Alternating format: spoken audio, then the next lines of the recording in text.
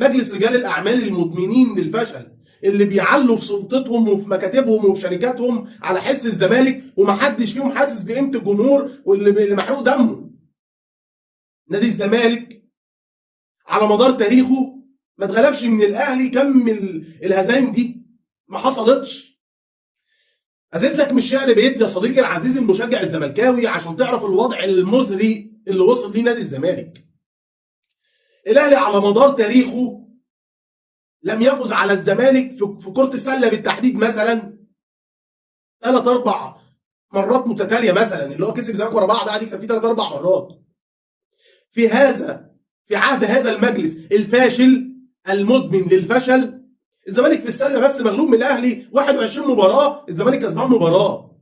متخيل وصل بينا الحل ايه؟